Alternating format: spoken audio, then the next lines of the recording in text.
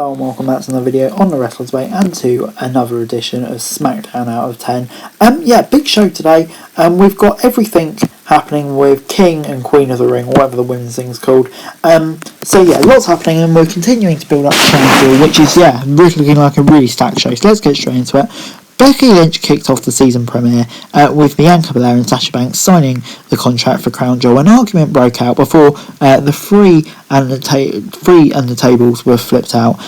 What a surprise. Banks took down Belair and started fighting Becky, who managed to take the boss into the corner with some kicks. Banks and Becky were still in the corner when Belair came back and tried to KOD. Banks fell off Blair's shoulder and she managed to set up Sasha on the table before Becky managed to get back on top and hit a KOD.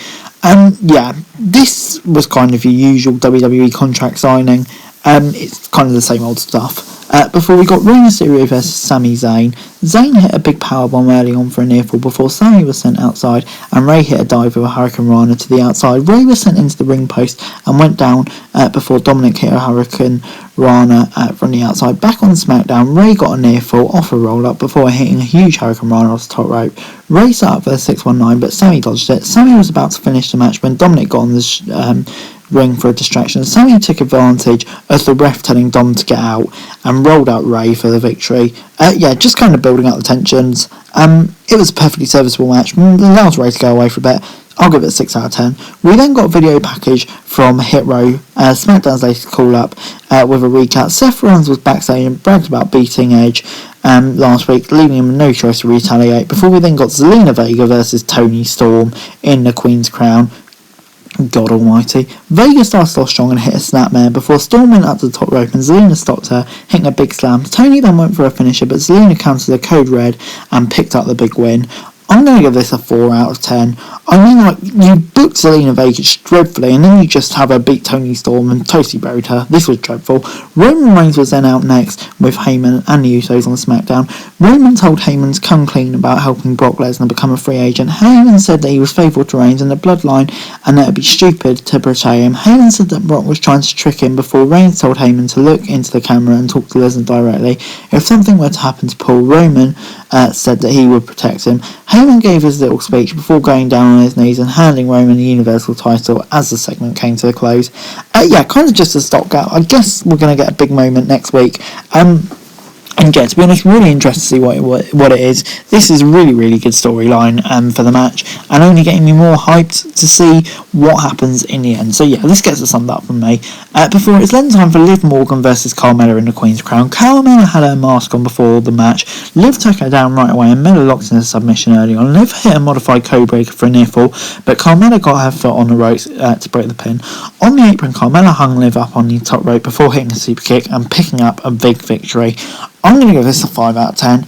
You built Liv Morgan up loads recently, and she was lots of people's tip pick to win, and she's kind of lost. I don't have anything about Carmella, but I just really felt this was Liv Morgan's time, and she should have got the win here.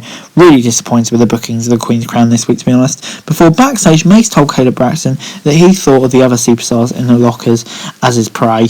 I bet you do, mate. Before Happy Corbin came back with his talk show and Madcap Moss was with him, Moss made a joke about toothpaste before Owens rushed down and attacked the two of them.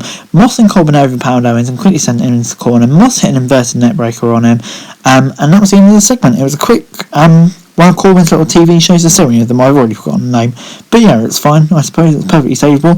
Before it's anyone else, we're getting Naomi versus Sonya Deville next week. Did not see this coming, but really hyped for it. It'll be a great match, great to see Sonya Deville back in the ring, so that definitely gets a thumbs up from me. But it will be interesting to see who wins before we get Cesaro versus Finn Balor. Balor took a tilt-a-whirl backbreaker for a near fall before being tossed in the corner by Cesaro early on. Balor then managed to send Cesaro outside and went for a dive, but the Swiss Superman caught him with an uppercut. Back from the break, the Finn was stomping away at Cesaro in the ring before he took a few more uppercuts and hit a sling braid. Finn then took his opponent down and went to the top, but Cesaro hit him with an uppercut.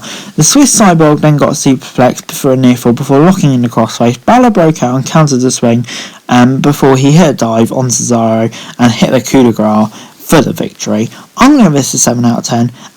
This was a really great win for Finn Balor. Really put him over. Cesaro did a great job. Not a massive fan of Cesaro's booking at the moment, but This is a great win. I'm going to give it a 7 out of 10. Becky Lynch was standing backstage on Smackdown and yelled at Adam and Sonya about the triple threat match before finally signing the contract. And then Edge confirmed the stipulation for the match with Rollins at Crown Jewel. Seth Rollins was out, and Rollins said the WWE Hall of Famer could pick the time, place and stipulation if he wanted to.